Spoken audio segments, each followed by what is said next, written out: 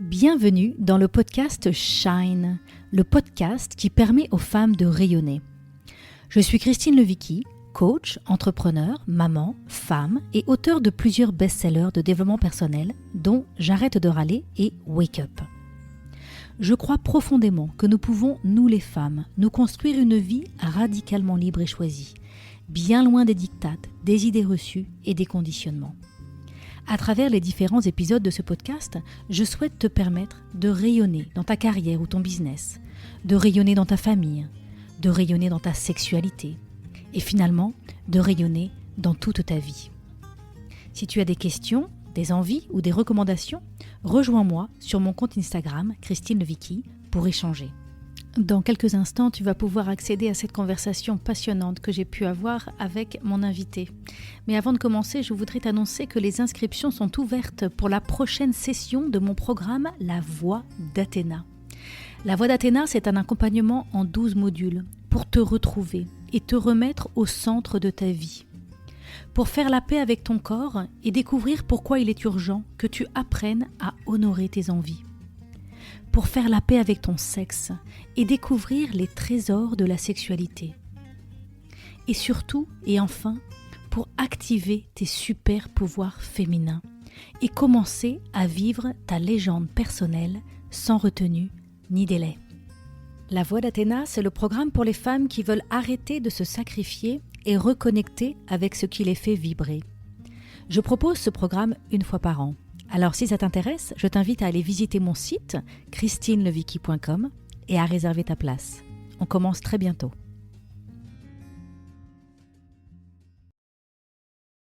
Aujourd'hui, je reçois Alexandra Huguetto pour parler de notre matrimoine. Alexandra est philosophe de formation, sociologue et coach. Portée par son engagement pour l'empowerment féminin, elle s'engage dans la transmission de ses connaissances afin que les femmes puissent y puiser des leviers d'émancipation. Les femmes, elles les voudraient libres d'être elles-mêmes, affranchies des conditionnements sociétaux et des loyautés familiales. Elle a publié chez Robert Laffont un roman d'émancipation pour adolescentes, Chloé des loups, et elle anime, pour elle, des ateliers mensuels sur la confiance en soi. Elle accompagne aussi les femmes qui ont un projet entrepreneurial avec sa formation « Je me lance ».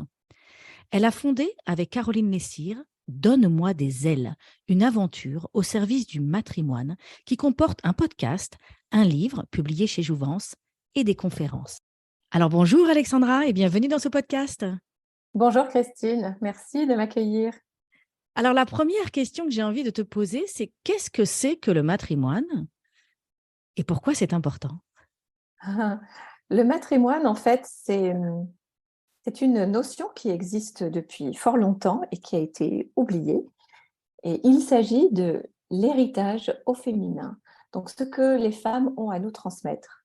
En toute logique, le patrimoine devrait représenter l'héritage de l'humanité, à savoir des hommes et des femmes. Mais ce qu'on observe, c'est que ce n'est pas du tout le cas.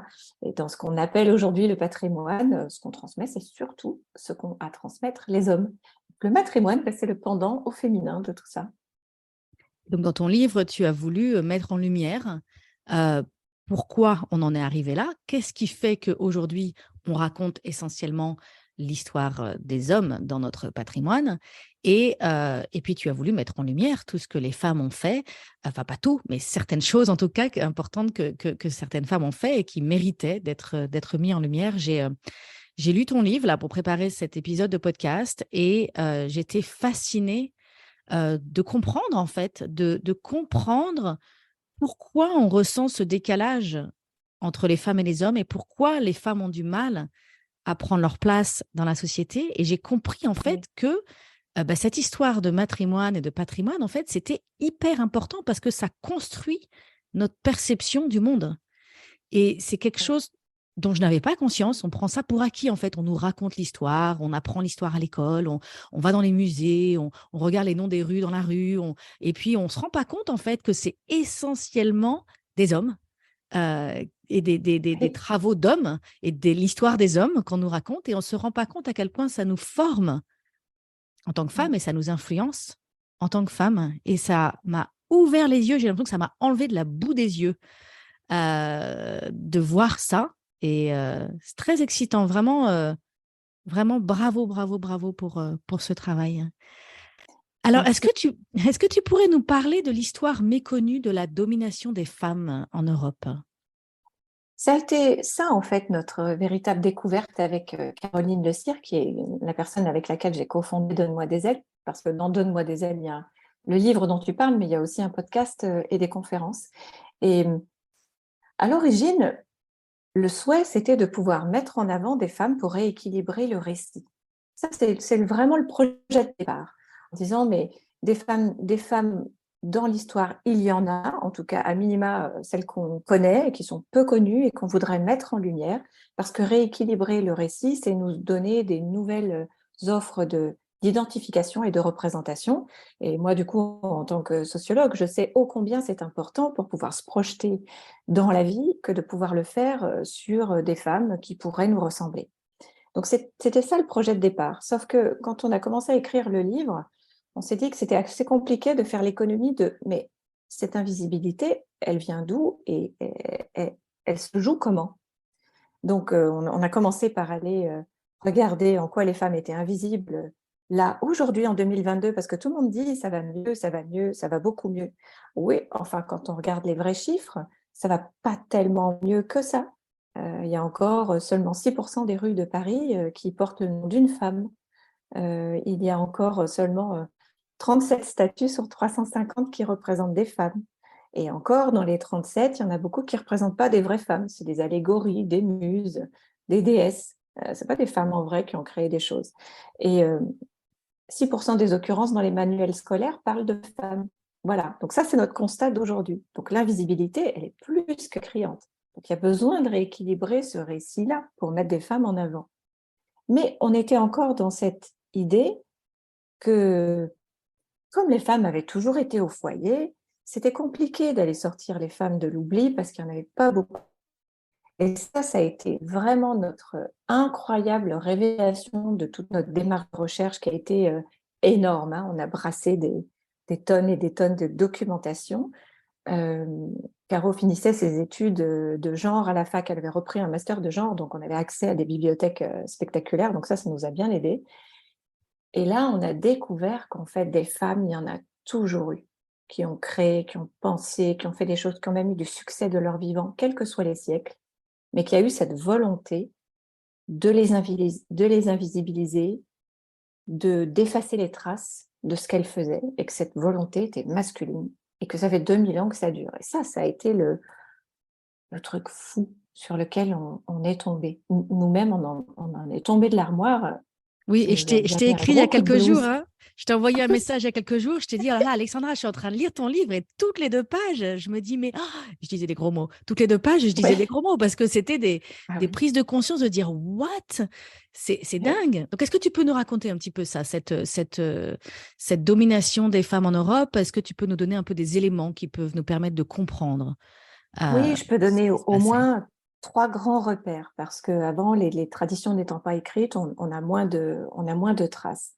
En attendant, dans les traces qu'on a, il semble que au début, en Europe, lorsque nous étions des Celtes, les femmes avaient un rôle vraiment important dans la société. Elles pouvaient être des guerrières, elles pouvaient posséder leurs biens, elles pouvaient transmettre leur matrimoine et elles pouvaient aussi divorcer de leur mari. Voilà pour ce qu'on en sait. C'était à quelle Et époque il y a ça? donc ça, c'est avant notre ère.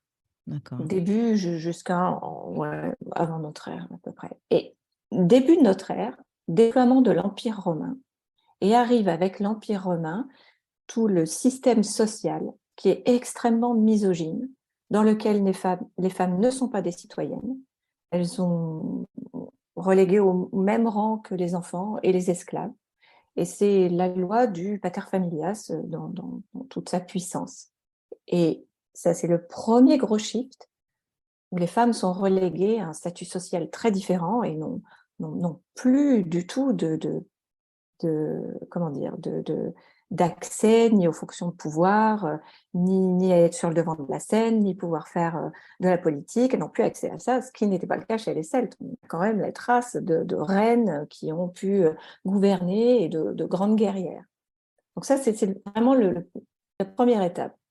Et Au Moyen-Âge, les femmes, quand même, en France, réussissent à reprendre du terrain, investir des métiers. D'ailleurs, il y a beaucoup de noms de métiers qui sont des noms féminisés. On est médecienne, on est euh, euh, oh, Autrice. prêtresse, Mhm. autrice, dramaturge. Voilà, les femmes peuvent accéder à certaines fonctions dans la société. Donc, elles ont réussi à regagner du terrain.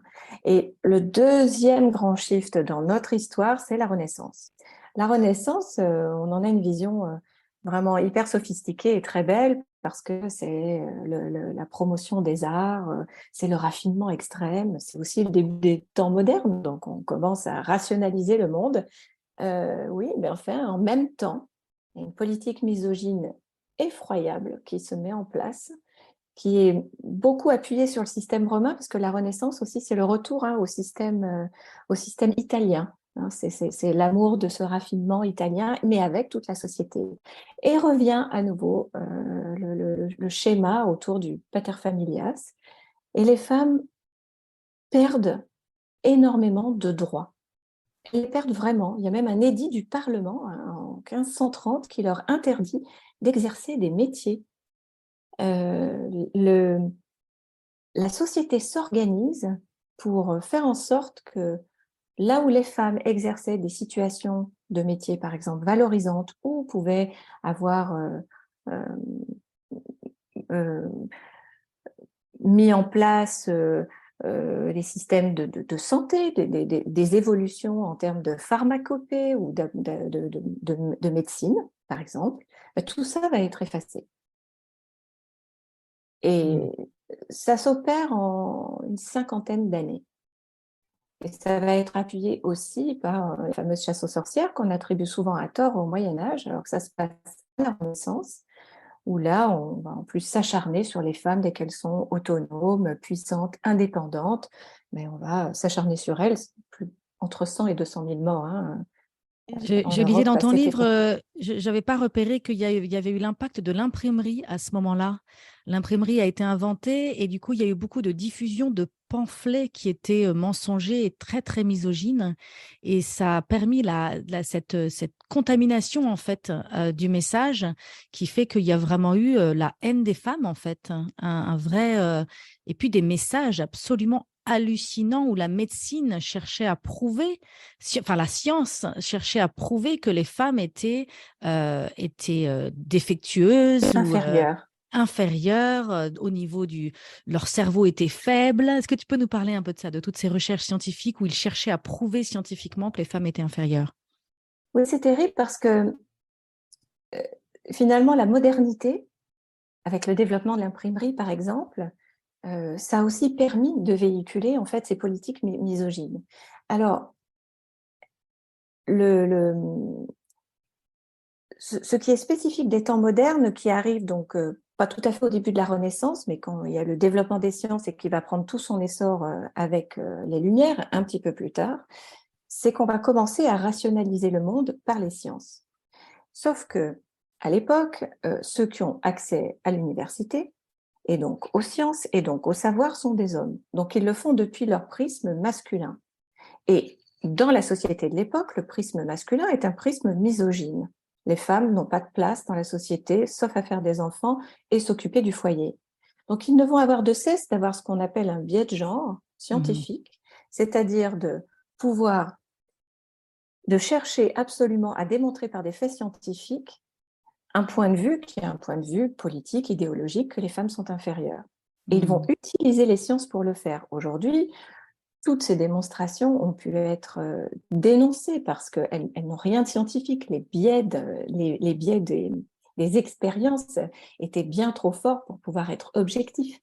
Donc tout ce qui s'est dit à l'époque était faux. Néanmoins, comme c'était relayé par les penseurs de l'époque, et dans les penseurs c'est sens large, hein, parce que on y trouve des philosophes, on y trouve des auteurs, des scientifiques. C'est au grand large que tout ce monde masculin va faire la démonstration que les femmes n'ont pas leur place parce qu'elles sont inférieures, c'est-à-dire qu'elles sont moins intelligentes, moins fortes physiquement et moins adaptées au système social et aux fonctions de gouvernance qui sont liées au système social dans lequel nous étions à l'époque.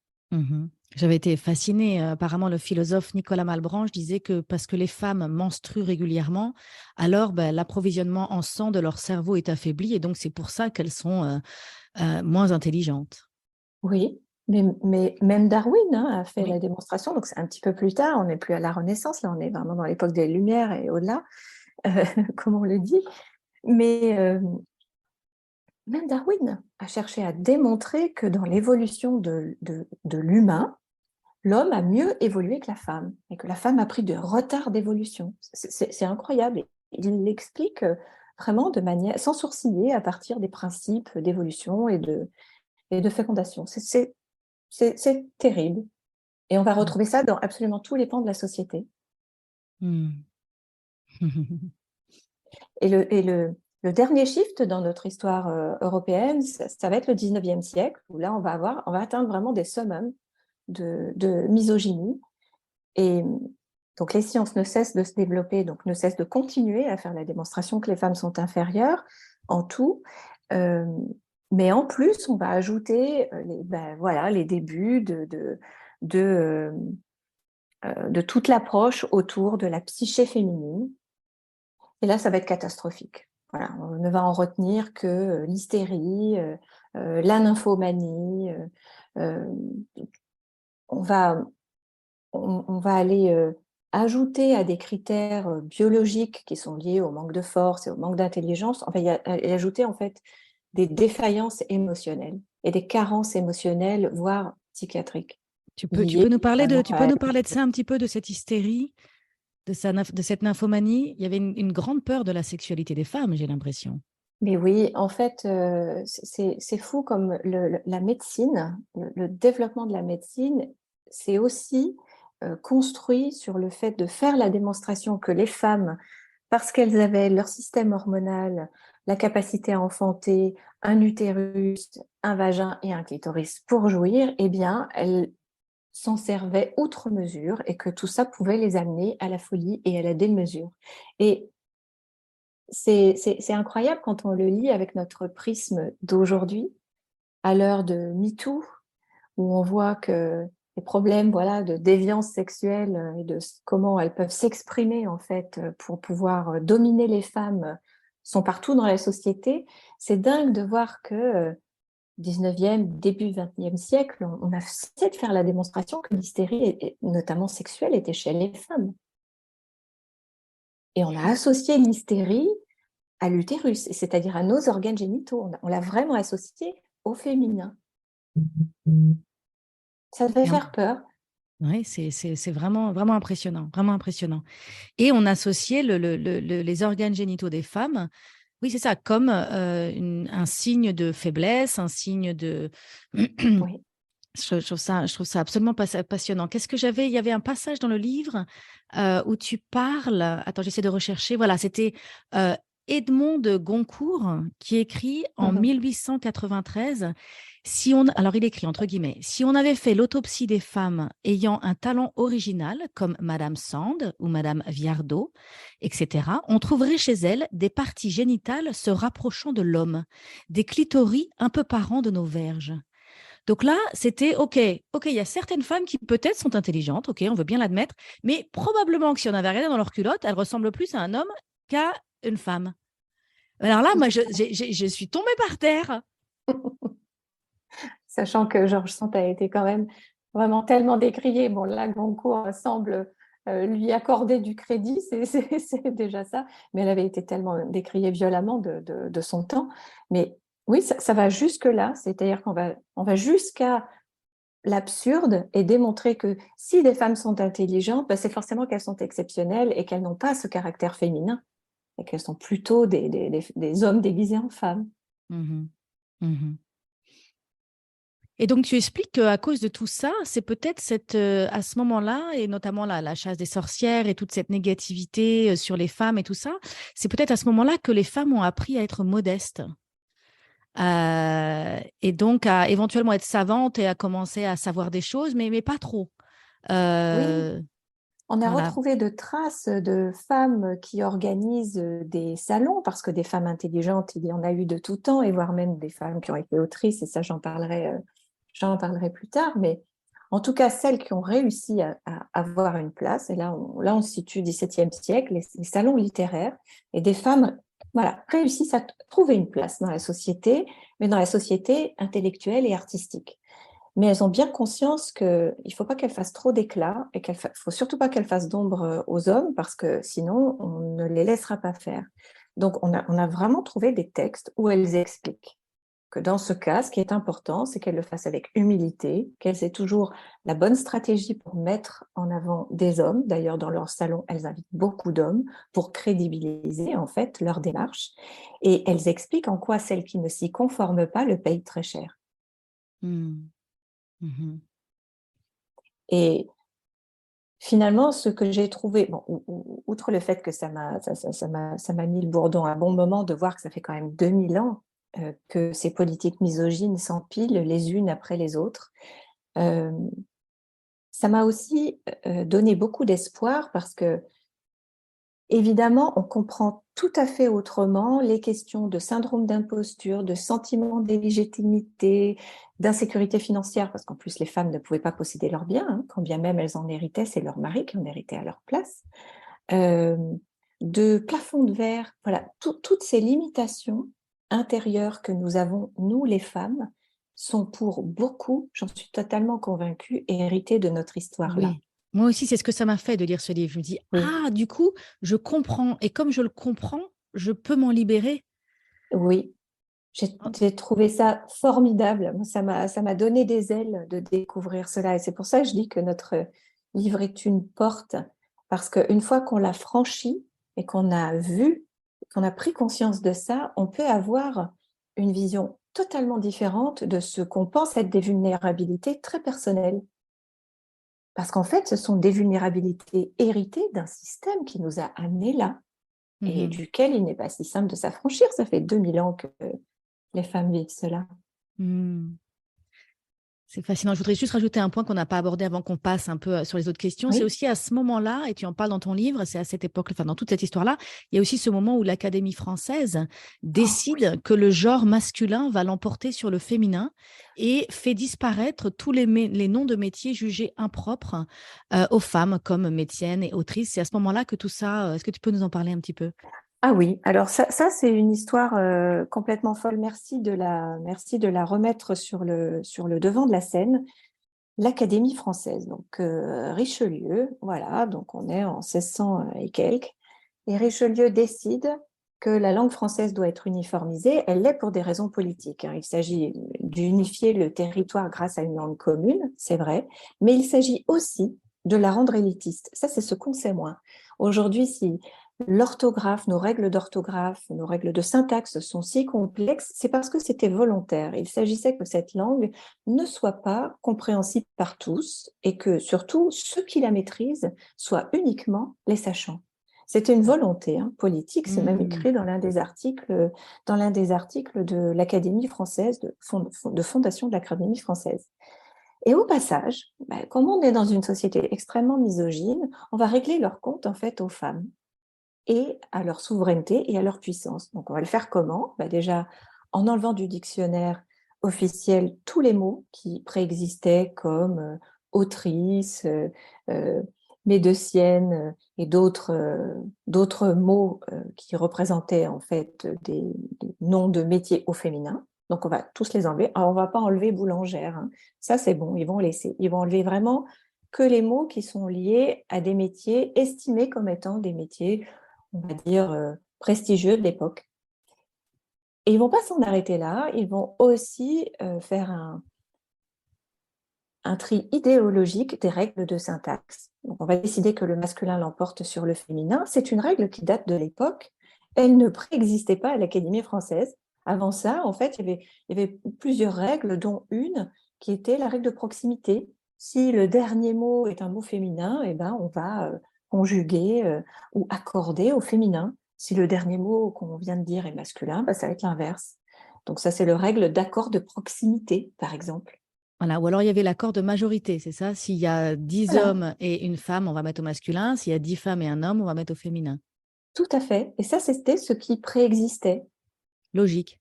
Et, et, et voilà comment une langue va entièrement se transformer et se transformer sous l'impulsion d'une politique extrêmement misogyne. Et ça aussi, ça éclaire complètement différemment le débat qu'on a aujourd'hui autour de la soi-disant féminisation de la langue française.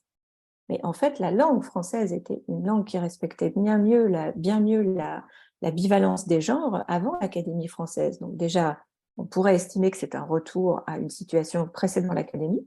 Ça, c'est la première des choses. Mais la deuxième chose, on peut se dire que puisque ça a été fait pour des raisons politiques à l'époque, pourquoi ne le ferions pas pour des raisons politiques aujourd'hui? Mhm. Le fait de dire autrice, par exemple, entrepreneuse, euh, euh, et pourquoi pas médecienne, hein? Ben, il serait temps. Il serait temps. Il serait temps parce Et qu'il ça y a, éclaire il y a autrement plein de le femmes débat médecins. d'aujourd'hui. Mhm. Mais oui, Mhm. et ça éclaire tellement autrement le débat d'aujourd'hui sur la langue française. Et on se rend compte que même parfois, nous, les femmes, on dit, mais non, non, gardons le côté très pur de cette langue. Et il y a beaucoup de femmes qui ne veulent pas toucher à la langue française. Ben, Mais on c'est nous a parce que, beaucoup dit, on nous a beaucoup transmis cette idée de la noblesse de la langue française. oui, Donc on la valorise, on voit, et je pense qu'il y a quelque chose d'intéressant en France. On a cette excellence, on a dans notre culture, ça fait partie de notre culture, cet intellect, cette excellence. Donc on n'a pas envie de le perdre. Mais en même oui, temps, il y a des limites. On peut ne pas le c'est perdre ça, et remettre le féminin. C'est pas parce qu'on va mettre des choses au féminin qu'on va perdre nos lettres de noblesse. Euh, absolument. c'est intéressant. Alors, j'ai envie qu'on transitionne un petit peu notre conversation sur le sujet de l'invisibilité des femmes dans notre société. Tu en as parlé un petit peu au début du podcast, du fait qu'il y a très peu de noms de rues qui sont avec des noms de femmes, très peu de statues dans les lieux publics qui sont des statues de femmes, ou si ce sont des statues, ce ne sont pas réellement des femmes, ce sont des muses ou des déesses. Tu nous as parlé aussi un petit peu de l'invisibilité dans les manuels scolaires, du fait qu'on parle Oui. essentiellement. Ça, je trouvais intéressant de se dire, tu en parles dans le livre, on nous raconte beaucoup l'histoire à travers les guerres. Et donc, Mhm. c'est vrai qu'on apprend beaucoup. Moi, quand je me souviens à l'école, quand j'ai appris l'histoire, Oui. c'était beaucoup à travers les guerres. Et en fait, les guerres, bah, c'était les guerriers, c'était les hommes qui partaient à la guerre. Et donc, l'arc narratif de notre histoire est beaucoup centré là-dessus. Est-ce que tu peux nous parler un peu de ça? Oui. Et comme l'histoire est écrite par des hommes et l'histoire aussi est écrite par les vainqueurs, on parle beaucoup des guerres. Il y a très peu d'histoire sociale. L'histoire sociale est très récente, hein. Elle date vraiment des années 40. Mais jusqu'alors, on parle surtout des conflits et surtout des conflits qu'on gagne et sous le C'est prisme l'histoire des politique, vainqueurs. en fait. C'est l'histoire politique Oui, qu'on nous raconte. absolument. L'histoire politique et pas l'histoire sociale. Et en choisissant cela, et étant donné que dans notre société, tout ce champ de la guerre et de la politique est investi 100% par des hommes, bah forcément, on raconte l'histoire des hommes. Hmm. Et même s'il y a eu quelques reines, d'abord, il y en a pas eu autant que ça, et ce qui est assez frappant, c'est que même lorsqu'on parle de reines ou de personnages féminins qui ont émergé, on va souvent chercher à les réduire à des clichés. Je pense par exemple à Jeanne d'Arc. Voilà une femme qui a réussi à passer à postérité euh, par ce qu'elle a fait. Et ce qu'elle a fait est éminemment politique et lié à la guerre. Donc celle-là, elle a réussi à passer à postérité. Mais finalement, ce qui est tout à fait frappant, c'est que quand on parle d'elle, on ne parle pas vraiment de ce qu'elle est, à savoir une grande chef de guerre qui a réussi à rassembler derrière elle une armée et qui a réussi à libérer la ville dans laquelle le roi se trouvait, Orléans, assiégée par les Anglais. C'est pas ça l'histoire qu'on raconte. On raconte qu'elle est pucelle, qu'elle est vierge, qu'elle entend des voix Mhm. et qu'elle a été brûlée sur un bûcher comme une sorcière. Hmm. C'est les trois choses qu'on dit d'elle.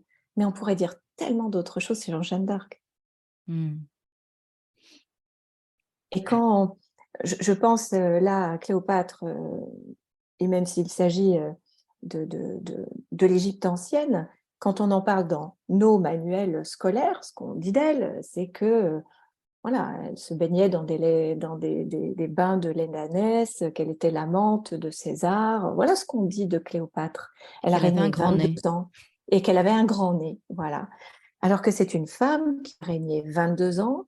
On n'aborde pas du tout le fait qu'elle était peut-être l'amante de César pour des raisons purement politiques. Elle était certainement une sacrée stratège, parce que quand on est à la tête de son empire à l'époque, c'était quand même super futé d'aller être l'amante de César, n'est-ce pas?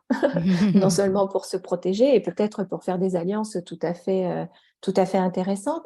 Eh bien non, c'est pas ça qu'on dit. Elle a régné 22 ans et tout ce qu'on dit d'elle, c'est voilà, des clichés, des stéréotypes féminins. Et c'est Hmm. ça qui est terrible dans les manuels scolaires, c'est que non seulement les occurrences liées au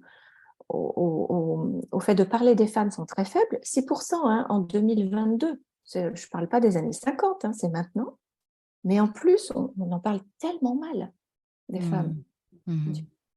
Même en littérature, on en parle peu, hein. On lit peu de livres écrits par les femmes à l'école.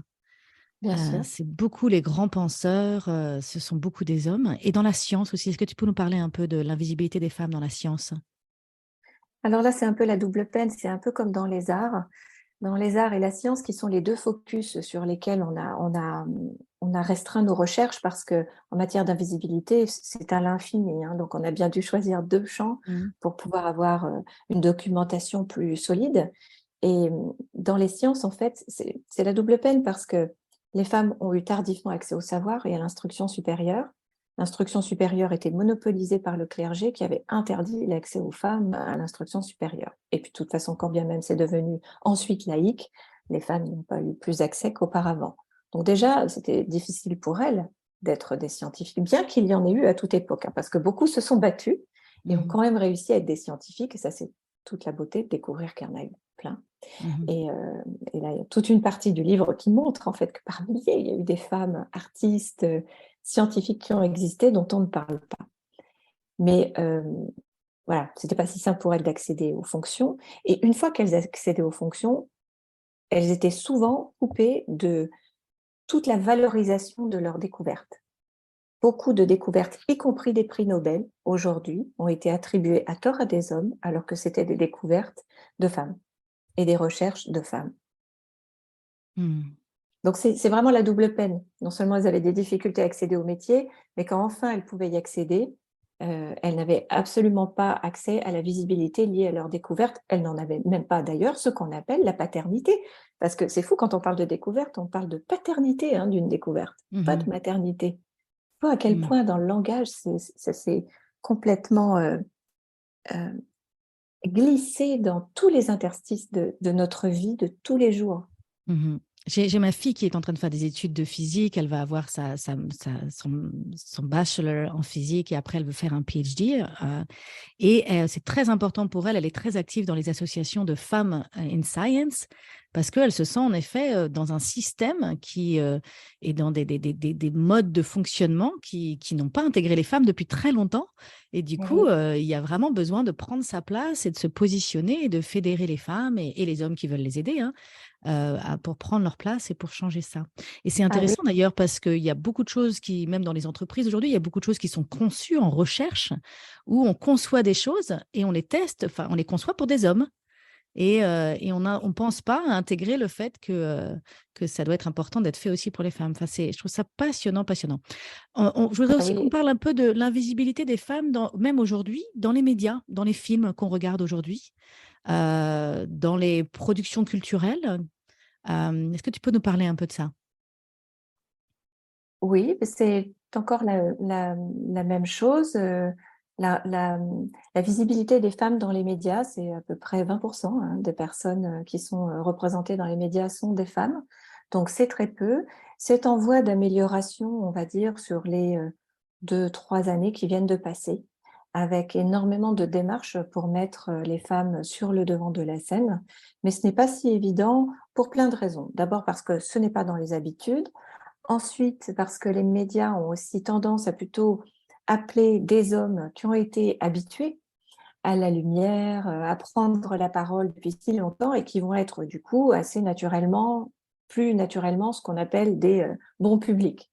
On les Mhm. invite partout, en table ronde, à la radio et à la télé, et ça marche. Ils passent, ils savent faire. Donc, on va avoir plus tendance à faire appel à eux. Et puis après, il y a aussi, il faut le reconnaître, nous, les femmes, qui parfois préférons laisser la place à des experts, qui sont souvent des hommes, qui sauront mieux s'exprimer que nous, plutôt que nous-mêmes. Parce que, voilà, quand on vient de cette histoire de domination des femmes pendant 2000 ans, où elles n'ont pas eu droit à autre chose qu'à l'ombre, ce n'est pas si simple de se mettre dans la lumière. Donc, c'est ces 3 facteurs qui font que dans les médias, dans la production culturelle, les femmes sont assez peu représentées. Et là, j'ai un petit clin d'œil de la fois où on s'est retrouvés toutes les deux sur le plateau d'Europe 1, Oui, il y a que quelques des femmes.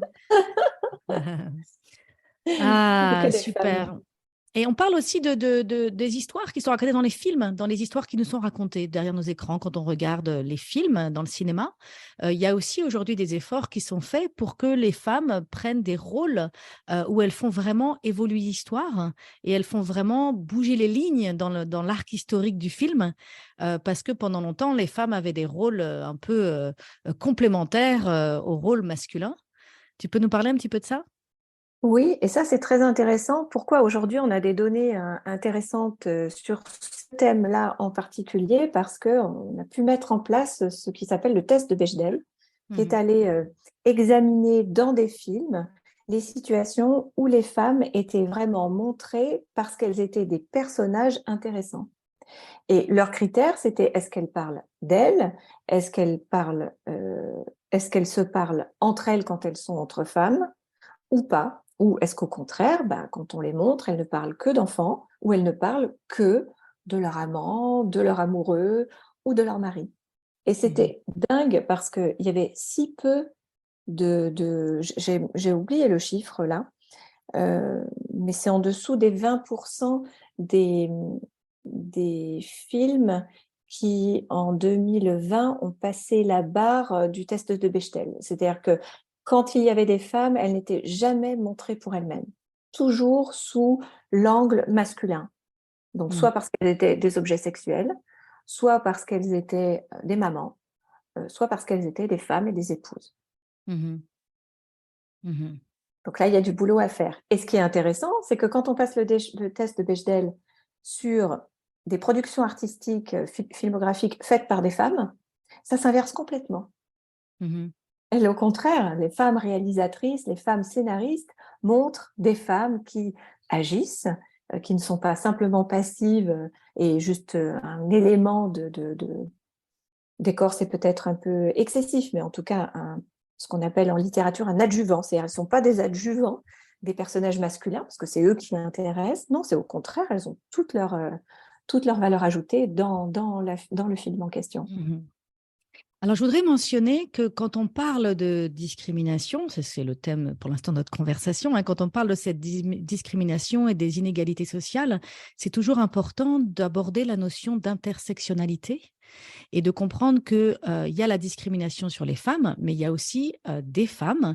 Et cette intersectionnalité, elle marche sur tous les sujets de discrimination, hein, mais que parfois, il y a des cumuls d'inégalités. Et donc, par exemple, aujourd'hui, on voit peu de femmes dans les films, mais les femmes qu'on voit dans les films sont souvent des femmes blanches, euh, ayant un certain niveau d'éducation ou un certain statut social. Alors, si on est une femme. Donc, l'intersectionnalité, c'est quand on cumule, par exemple, des discriminations sur la race, sur le statut social, sur la religion, sur l'état de santé, sur l'âge et sur l'orientation sexuelle. Et donc, si on est une femme et qu'on est noire, eh ben, on est encore moins représenté et on est encore plus discriminé. Si on est une Bien sûr. femme et qu'on est noire et qu'on est queer, alors là, c'est pareil, c'est encore pire. On va être encore moins représenté, encore plus discriminé. Si en plus on est handicapé, ou si on accumule d'autres formes de cumul, mais je trouve ça intéressant aussi d'avoir conscience de notre privilège. Donc nous, les Oui. femmes, on a peut-être moins de privilèges par rapport à un homme, mais quand on est une femme blanche et qu'on a pu être d'un niveau social où on a pu aller à l'école ou quoi que ce soit, on a quand même un privilège par Oui. rapport à d'autres femmes. Et d'avoir conscience de ça, c'est vraiment quelque chose qui est important aujourd'hui dans notre société, que chacun d'entre nous, on prenne conscience de notre privilège. Et Oui. c'est vrai qu'il y a des hommes qui vont dire, mais moi, j'aime bien les femmes, je suis féministe. Mais est-ce que ces hommes ont conscience de leur privilège, du fait que la société aujourd'hui est faite pour les avantager eux? Et de la même manière, Mhm. moi, en tant que femme, je peux dire, mais je ne suis pas raciste. Ok, je ne suis pas raciste, mais est-ce que j'ai conscience des privilèges et de toutes les fois où la société m'avantage, moi, alors que j'ai rien à faire, moi. C'est juste le système Oui. m'avantage, moi, par rapport à une femme noire. Oui. Et ça, c'est un vrai sujet d'ouverture de notre conscience et d'ouverture de notre cœur à notre empathie et de comprendre à quel point nous-mêmes, on est dans le système et nous-mêmes, on bénéficie du système, même en étant femme. Si Oui, je parle notamment nous-mêmes, toi et moi, puisqu'on est toutes les deux blanches, bien sûr. voilà, je trouve ça très important, cette notion. Je ne sais pas si tu veux ajouter quelque chose par rapport à ça. Non, c'était très complet. Alors peut-être juste dire que la première qui a commencé à parler sans utiliser le terme intersectionnalité, mais c'est Bell Hooks, qui est une féministe afro-américaine, et elle a été la première à expliquer euh, ce cumul des discriminations et à quel point c'était important d'ouvrir notre cœur. Et c'est très beau les travaux de cette femme parce que elle a montré que dans nos combats, féministes notamment, mais qui ne sont pas que des combats féminins. Moi, je pense que les hommes peuvent être féministes aussi. Dans nos combats, l'important, c'est de pouvoir ouvrir notre cœur à des combats qui sont peut-être pas tout à fait les nôtres, mais suffisamment proches pour qu'on puisse les défendre aussi. Et c'est ça aussi, le fait de prendre conscience de ses privilèges, je trouve. C'est le step d'après, c'est agir et agir dans l'ouverture, en ne séparant pas. C'est pas non, moi je suis féministe et je m'occupe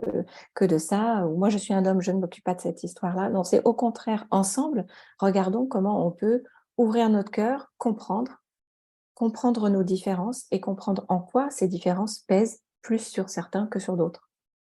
Et aussi s'ouvrir à la possibilité que si ces différences pouvaient être transformées en plus d'égalité, on pourrait tous y gagner. Il y a Oui. souvent cette peur de perdre, mais c'est vrai qu'on peut avoir peur de perdre nos privilèges, hein, quand on les avait. Mhm. D'ailleurs, c'est très intéressant de se réaliser quand on a des résistances, c'est probablement parce qu'on a des privilèges, qu'on prend pour acquis et qu'on a peur de perdre inconsciemment, hein, mais Oui. je trouve ça très intéressant. Alors, il nous reste encore quelques minutes, j'ai quand même envie qu'on tourne un petit peu la page sur à partir des années 70. Donc, il y a des historiennes féministes qui ont commencé à faire cette révolution en réécrivant l'histoire. Elles sont allées rechercher dans l'histoire ces choses qui n'avaient pas été racontées et elles sont venues amener ces histoires dans le présent pour qu'on puisse maintenant les mettre en lumière. Est-ce que tu peux nous parler un peu de ce qui s'est passé à ce moment-là? Ah oui, on leur doit beaucoup. Il y en a aux États-Unis, il y en a en Europe, en France. On leur doit énormément. C'est assez dommage que leurs travaux soient si peu connus parce que finalement, nous aujourd'hui, on parle du matrimoine, mais elles en ont parlé depuis les années 60, 70, et elles ont été assez peu entendues, sauf dans certains cercles très euh, orientés féministes, féminisme, on va dire. Et ces femmes, la plupart d'entre elles étaient des femmes, ont fait beaucoup.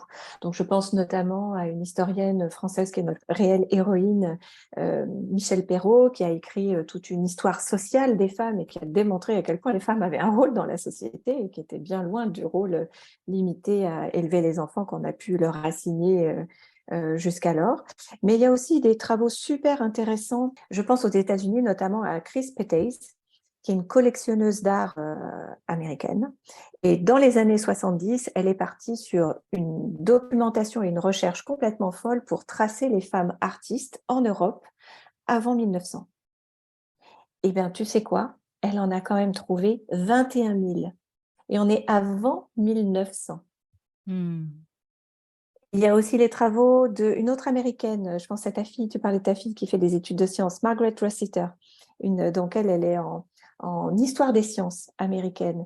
Et elle a écrit une trilogie absolument singulière sur Women Scientists in America, où elle est allée retrouver la trace de ces femmes qui avaient fait des découvertes fondamentales et qui ont complètement été effacées de l'histoire alors qu'elles étaient non seulement partie prenante, mais parfois carrément les propriétaires de ces découvertes.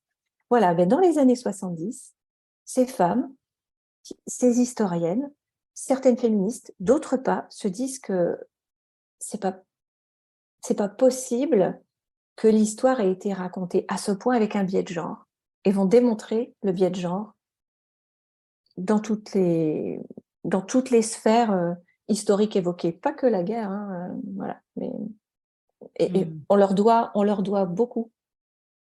Leurs Hmm. travaux sont certainement pas suffisamment accessibles pour qu'on puisse en profiter. C'était aussi notre volonté avec Caroline de pouvoir faire un livre vraiment chouette et léger, facile, dans lequel on rentre facilement, bien qu'il y ait des données historiques et fort documentées.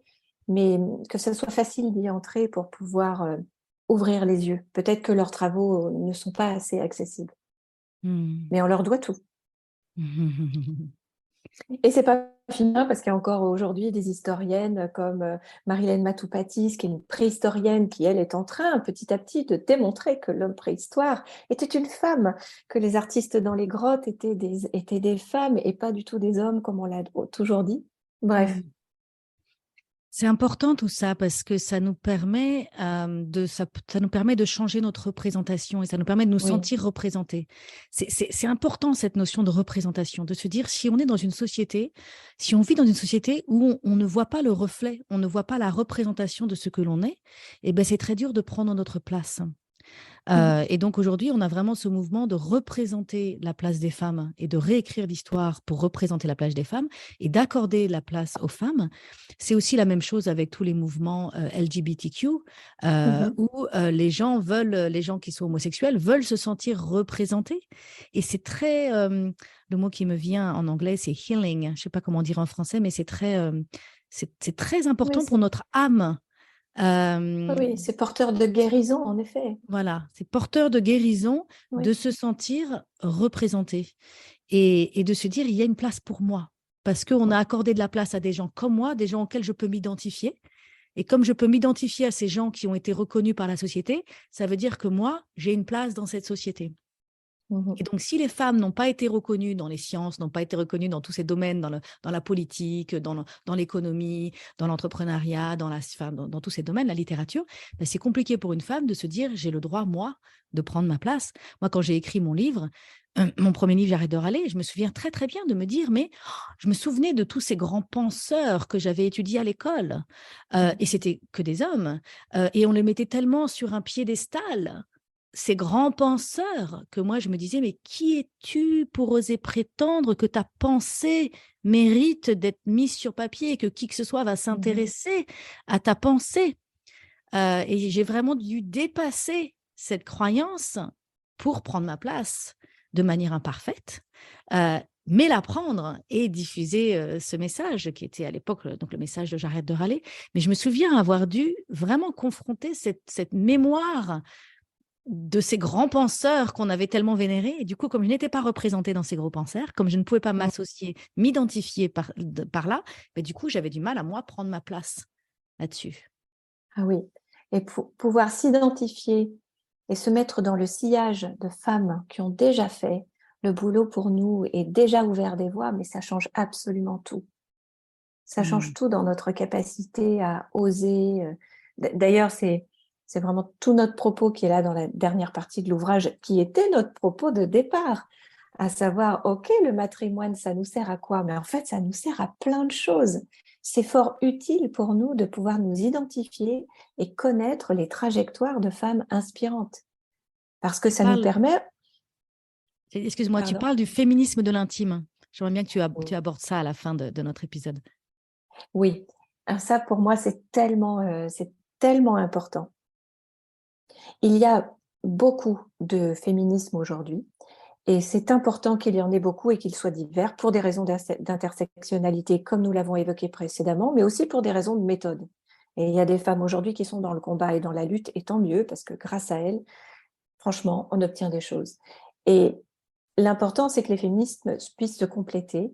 Et moi, je suis vraiment sur ce que j'appelle ce féminisme de l'intime. Et du coup, Caroline m'a vraiment suivie dans cette démarche qui est de lever les entraves intérieures.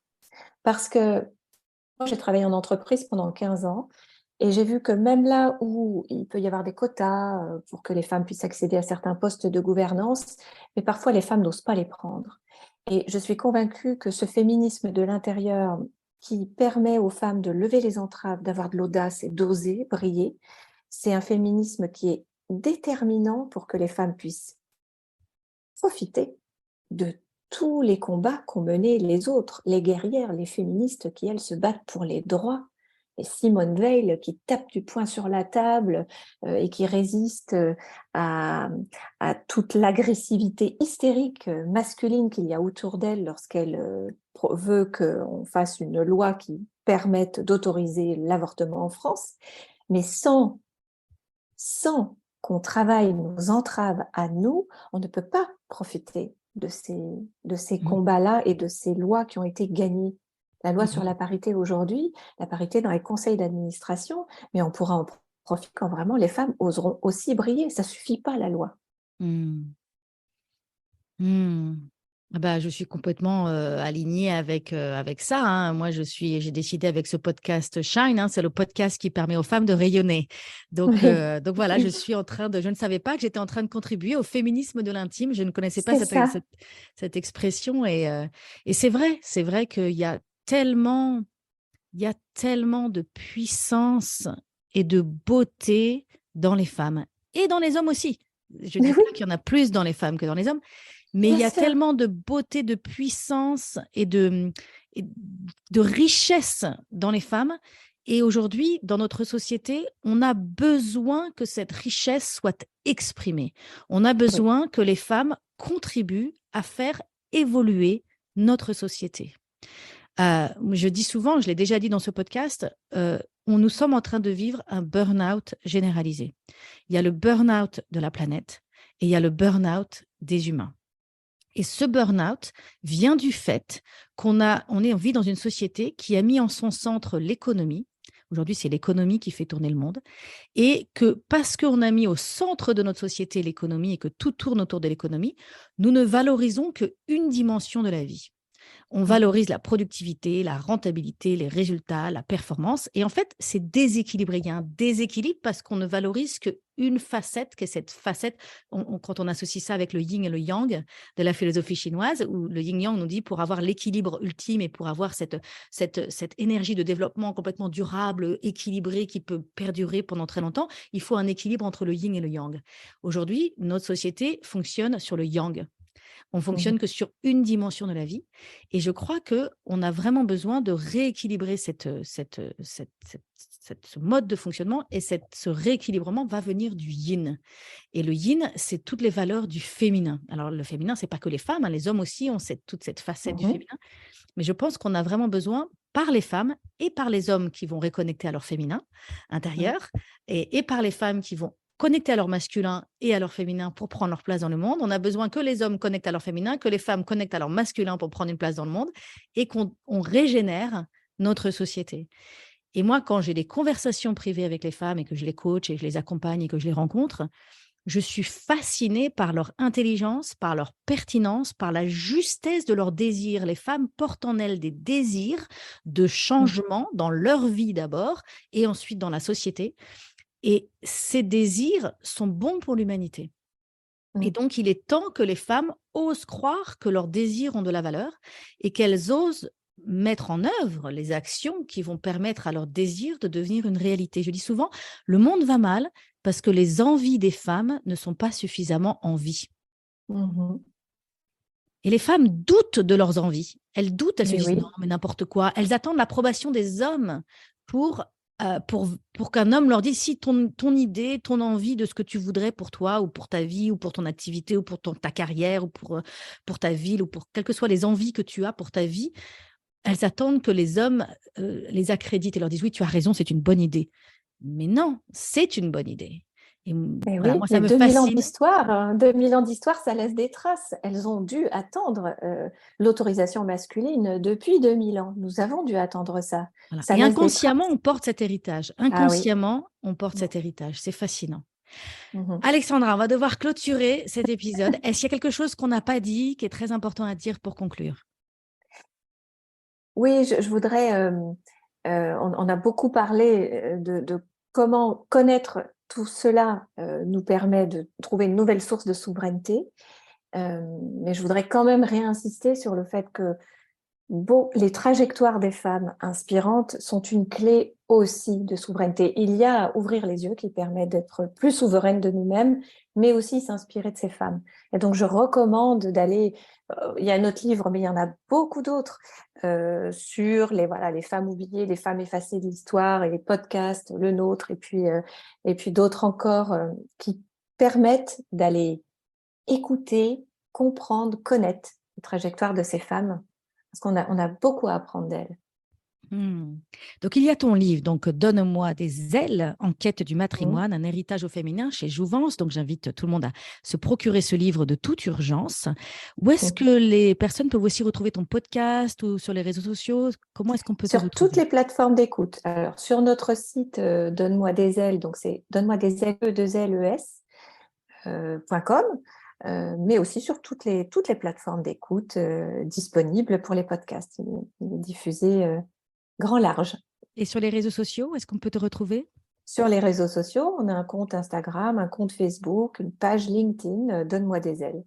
Donc, on peut suivre aussi notre Formidable. actualité. Super, super. Ben, écoute, merci beaucoup, Alexandra. Merci, Christine.